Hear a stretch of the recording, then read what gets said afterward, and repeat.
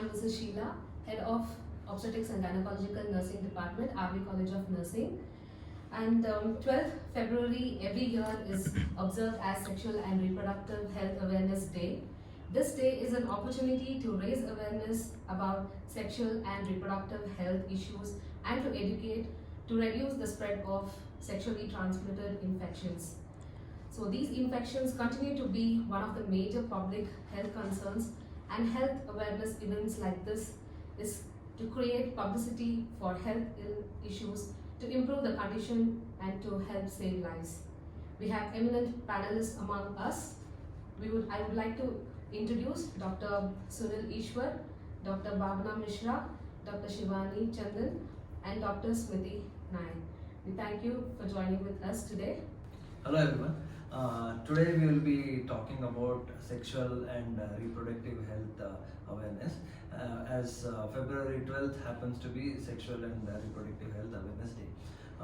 What here we want to highlight is, as we all know, the sexual health, or in talking about the sex or reproductive health, is quite a stigmatized topic, or it's not to be talked openly. So in our society, we kind of avoid talking about it, or keep it to an end till we face any problem. So today we are here, we as an Astra RV JP Nagar Bangalore consultants of obstetrics and gynecology will discuss certain relevant questions or the topics which we think that the public should be aware of when we talk about sexual health and reproductive health.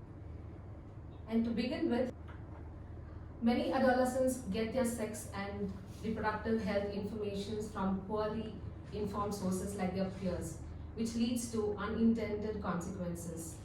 Though some schools provide sex education in brief, it is not sufficient enough to clear all the doubts in these little minds.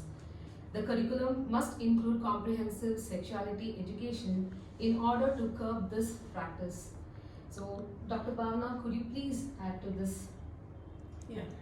So first to understand what is sex education. Now, this is it's a broad program which aims at building a foundation for your sexual health for your entire life. Now, this can be acquired by gathering information, attitude, and values to know about one's own identity and relationship, intimacy, etc.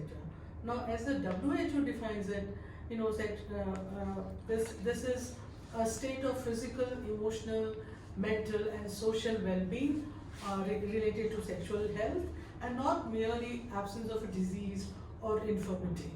Now, I feel that sex is something very, very normal, for human beings, and as we teach our young children to walk, to stand, or we wean them slowly from milk to solid food. Similarly, once they are about 12 or 13 years old, when they start having a lot of physical changes and a lot of emotional changes and all that, that is the time to educate them, and this of course will help them in a big way. Thank you, ma'am. As we agree that sexual and reproductive health information should be included in the curriculum, Dr. Bhavna, could you please suggest what would be the apt age to educate the children about this? Yeah, so I think the ideal age would be about between 12 to 19 years. That is when the puberty sets in and the secondary sexual characteristics start, and the child is in a very strange position where he can't understand why these changes are happening, and what is healthy sex and all this. So I think this would be the time, and then this is the time when there is a lot of risky behavior, as you say, regarding sex.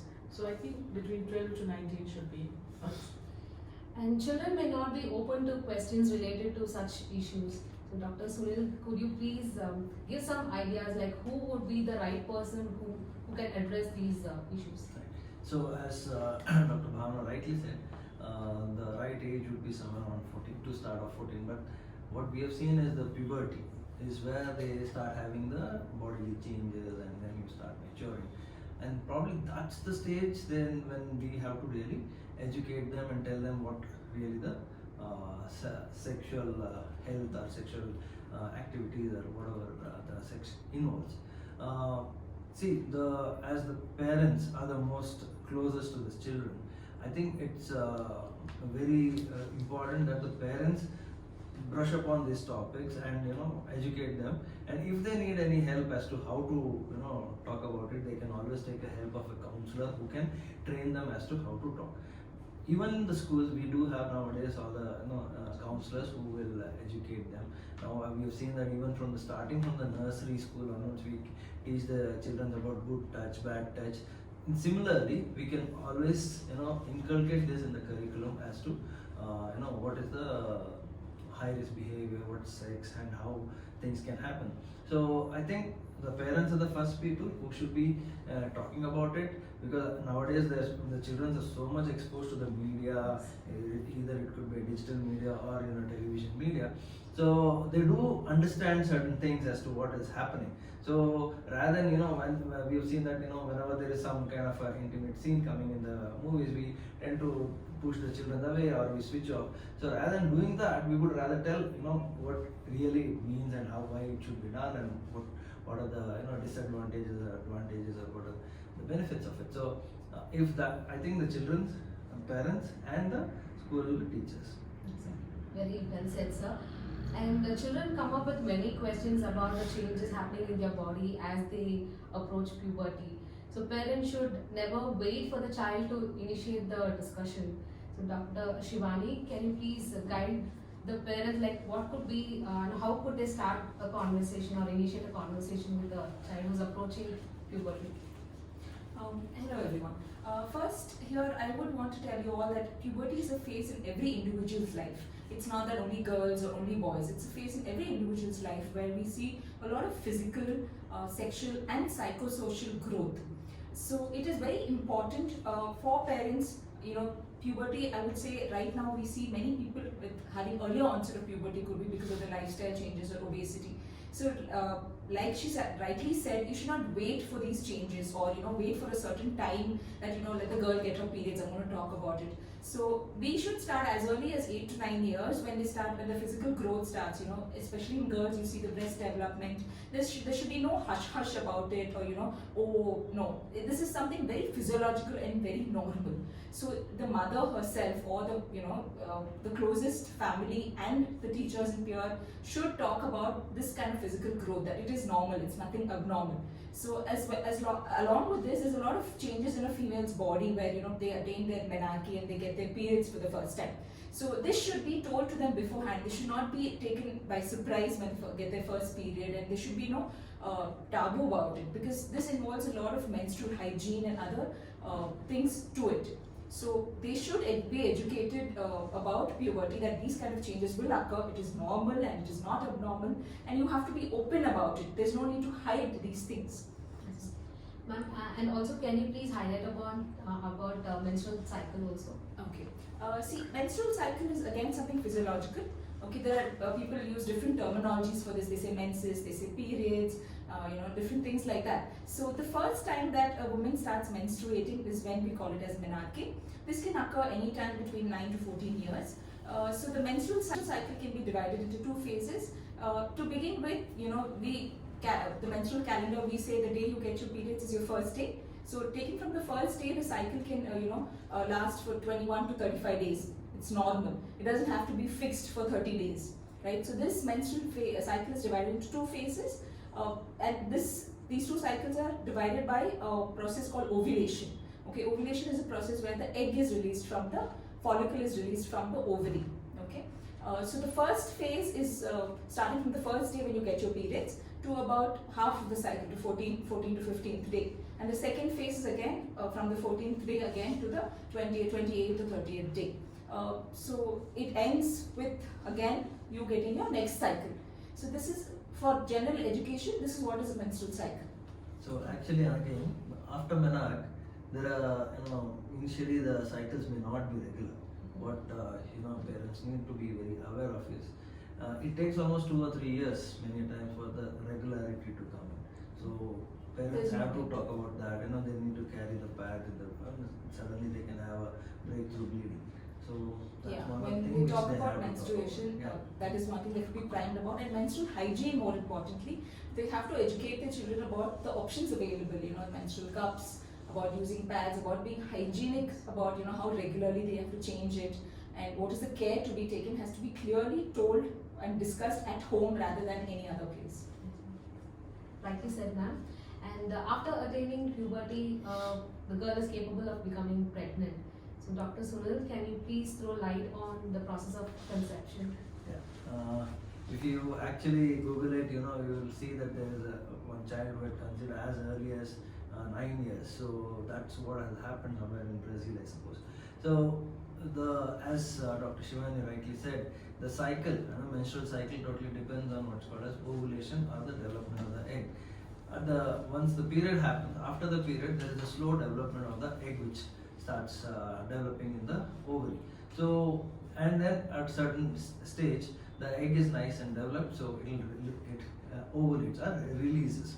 So generally, someone who has a fixed cycle, suppose they have a 28-day cycle, we do a reverse calculation and say, okay, 28-day cycle means on day 14 or 15, the ovulation is going to happen. If your 30-day cycle, your ovulation is happening somewhere around 15 to 16 days.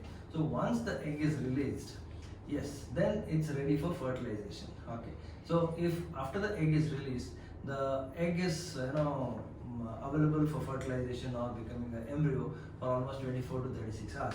So during this period, if there is any contact or sexual intercourse which happens and the sperms have an access to get into the uterus and tubes, so once that happens, then there is a chance of the eggs being fertilized. Once the egg is fertilized, generally the fertilization happens in the tubes, and that is the fallopian tube. The uterus is attached with the two tubes, which in turn is connected to the ovary. So the fertilization happens in the tube. So once the fertilization happens in the tube, it starts developing into what's called as an embryo. And by day 4th or 5th, that embryo reaches the uterus and gets implanted. So as we are talking about this reproductive health, what I want to stress here is many a times we see that people have not taken a proper contraceptive measure and suddenly they realize that there is an unprotected sexual intercourse which has happened. So then they take certain pills like what we generally call it as an I pill. I pill is known to prevent ovulation, but it's not a very good contraception when you are taking after the ovulation, because there is a chance that she can still conceive, and because you have taken an I pill, there is a chance that she can develop what's called as an ectopic pregnancy. So that is more difficult to treat than having a normal intrauterine pregnancy. So if you know your cycles and then you think that you have had a contact in the mid-cycle and there is a good fair chance that you will conceive, then we would really say that not to have any emergency contraception. And whenever you're contemplating on an emergency contraception, it's always better to consult your physician before taking on this. So that's the process of fertilization. Another thing is, yes, sometimes we have patients coming up and telling that we had contact 3 days back and we still ended up having pregnancy. That's the reason is, once the sperms are inside the system, they can be active for almost 48 to 72 hours, and sometimes we've seen up to 120 hours also they can be in the system. So during that period, there's a chance of pregnancy. Thank you, sir. The nationwide COVID-19 lockdown had led to a spurt in unwanted pregnancies and abortions.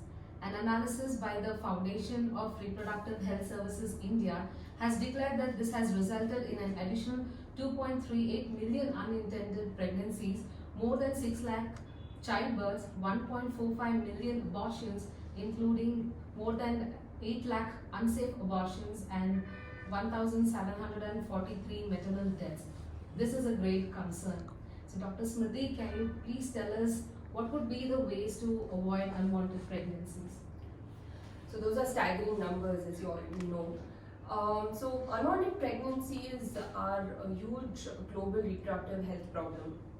It has a significant effect on the individual as well as the family. So the most important ways in which we can prevent unwanted pregnancies is for a comprehensive sexual education, which starts from a very young age. As we're all talking about how early should anybody know that pregnancy is not always inevitable, it can be prevented. So a good sexual education from a very early age helps the people to know that they have options. The second way is for the availability of these family planning procedures or family planning options. Many people are not aware of what all are the options and how easily it is accessible, what is the safety concerns, what are the side effects. So a lack of this information actually gets them to even in fact not even go forward for any family planning procedures or family planning methods. So the availability and making it more available to the general public is the second most important thing. The third is to give a good access to a range of contraceptive measures and not just one or two. Like any patients who approach us, we give them a different range of options depending on what they want. Because a lot of patients choose the contraception they want depending on their health issues, or they have safety concerns, they want to know what are the side effects, how effective is it, what is the failure rate. So this sort of information, when we give it to the patients, they get to choose what kind of contraception is best suited for them. So honestly, there's no universal best method of contraception. The patient needs to decide for themselves as to which is the best form for them, and they can always choose between two. They can choose both contraceptive measures and decide which is best suited for them.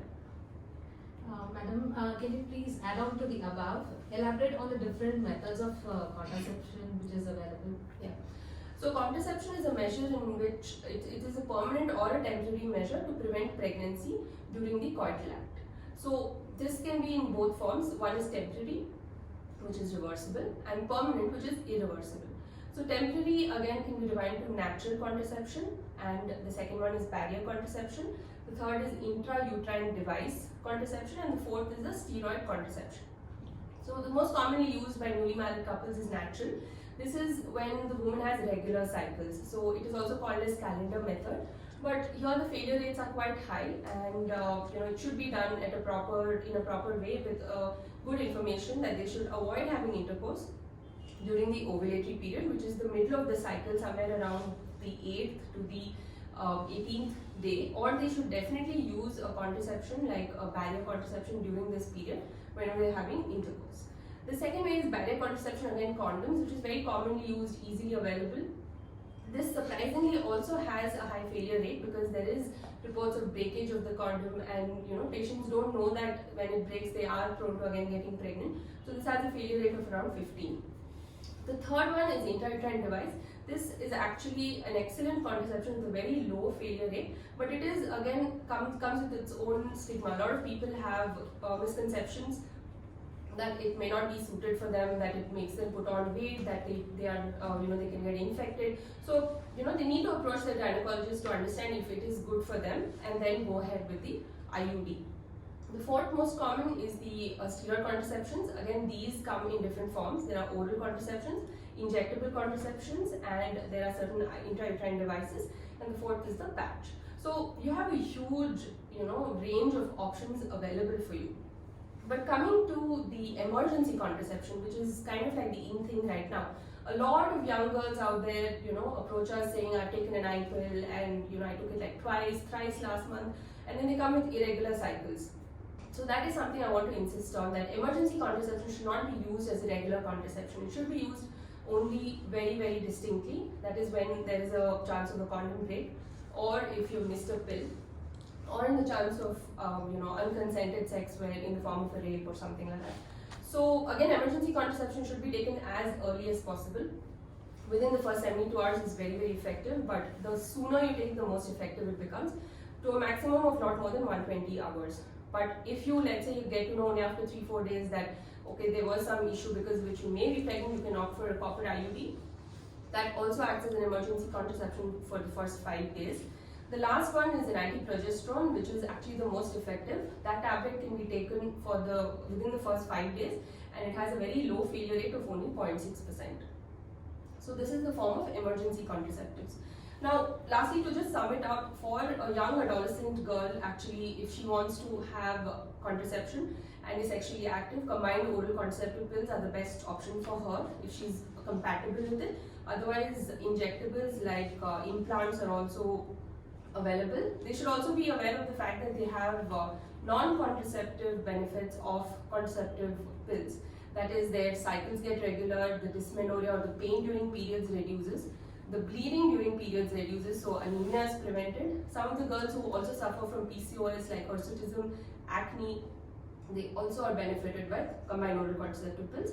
It also has a protective effect against malignancies in the form of reduced incidence of endometrial cancers as well as ovarian cancers.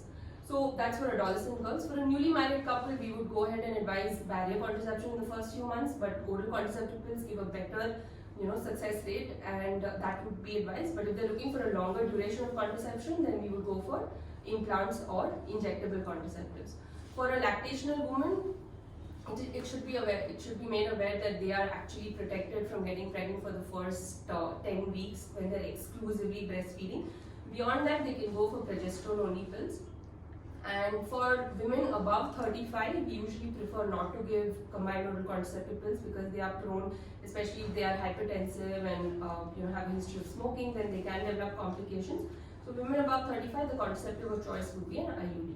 So just to say that there are a lot of options out there, and women need to approach their gynecologist to know what best fits them, and there's a lot of information also out there. That was very much in detail, ma'am. Thank you. Apart from unintended pregnancies, what would be the consequences of unprotected sexual intercourse? Dr. Bhavna, can you please throw light on this? Yeah, let's first understand what is unprotected sex. That is like if there's been no usage of condom, as Dr. Smriti just elaborated, or if the woman is not taking, is not on any oral contraceptive pills, or there's no IUD. So such a thing would be an unprotected one. So the first thing is there can be unwanted pregnancies, unplanned pregnancies rather. And the other thing that we're going to talk about now is about sexually transmitted diseases. So there's a whole array of diseases that can be transmitted through any of the, any kind of sex, which is either vaginal, oral or anal sex. So of course we'll talk about it in detail. Other thing which I just wanted to know, just wanted to emphasize is about usage of your cervical cancer vaccine. So this age that we are talking about, sex education, probably we can have another program about it. So they must be aware that there is something, at least people who have, who indulge in this risky kind of sexual behavior, or who are a little more promiscuous, for them of course it would be ideal to get vaccinated. As Dr. Bhavna has mentioned that sexually transmitted illnesses are a complication of unprotected sex. So Dr. Shivani, can you just enumerate on the sexually transmitted illnesses? Yes. See, to list, there is a whole lot of this big list of sexually transmitted infections, but you have to understand the objective of highlighting it, that sexually transmitted infections have a lot of implication even in the long term. It can affect your reproductive health, your general health, and it can even cause illnesses which can be dangerous to life. For example, the most common one that people talk about is HIV. We call it as human immunodeficiency virus. So we don't use the word AIDS unless you have that disease. So this is a very if you see the most common cause of sexually infected diseases causing death, right? So apart from this, there are many such as chlamydia, gonorrhea, syphilis. There is human papilloma virus. So why it is important for us to know these infections is what is the implication that they have on us. Right, HIV, most people already know, but infections like chlamydia may not manifest immediately, but you have to understand that they can affect your tubes, your uterus. In the long run, you may end up with things like ectopic pregnancies and blocked tubes, which may affect you to conceive, which may make it unable for you to easily conceive. So in the long run, it has a lot of implications on your general and reproductive health.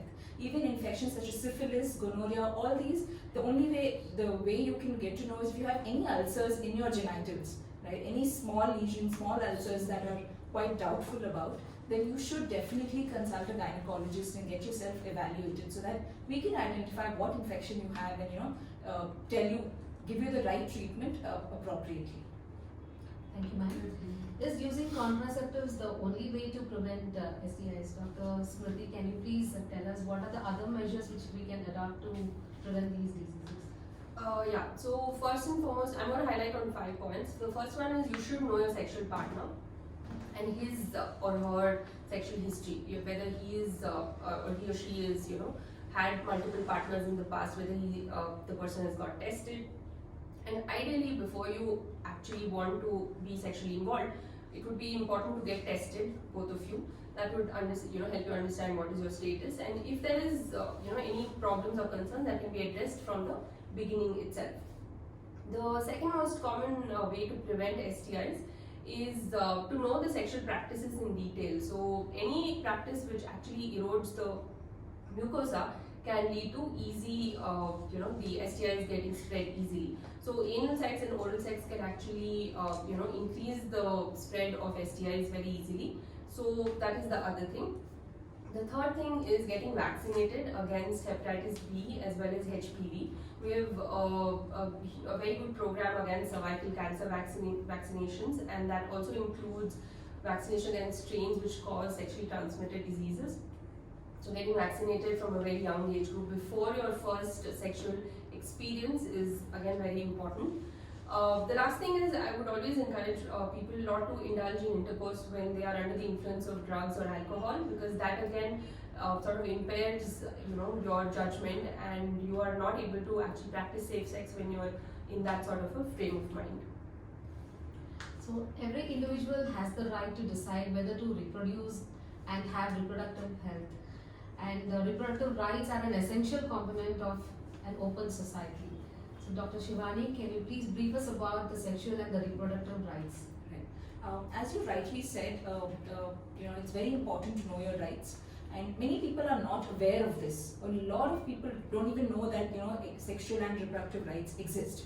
So basically, what this involves is right to know, right to knowledge. That is, first you have the right to come and get access to all the possible contraception. You have the right to make a choice when you want to conceive, whether you want to continue your pregnancy, whether you really want to have intercourse. You cannot be forced into having intercourse at any point of time. That is a right that every woman or man has, right? You have the right to decide for yourself when you want to have intercourse, whether you want to have it or not, what are the contraceptive options available, what you want to use. You have the right to make a decision about your partner. It doesn't have to be male, female, that is your choice, right? And the other, mostly what is highlighted is about child marriage, about this female feticide, PTPC, in the Act. All these are spoken about, but what is not spoken about is that you have the option to terminate your pregnancy, or you have the right to come to a doctor and ask for termination if you don't want it. It's your choice. It doesn't have to depend on your partner or on your family, right? So every individual has the right to make a decision regarding their sexual health, regarding their reproductive rights.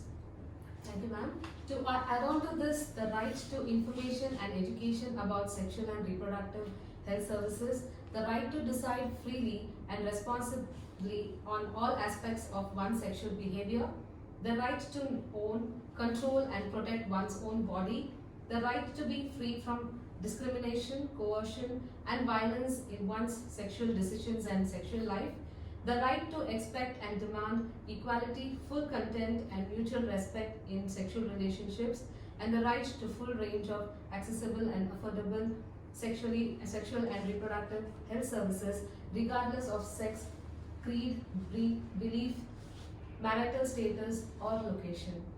So today we have discussed many concepts regarding sexual and reproductive health, and I thank the whole team of Aster RV for joining us and educating the public. I thank Dr. Shivani, Dr. Bhavna, Dr. Ishwar and Dr. Smriti for joining us. Thank you so much.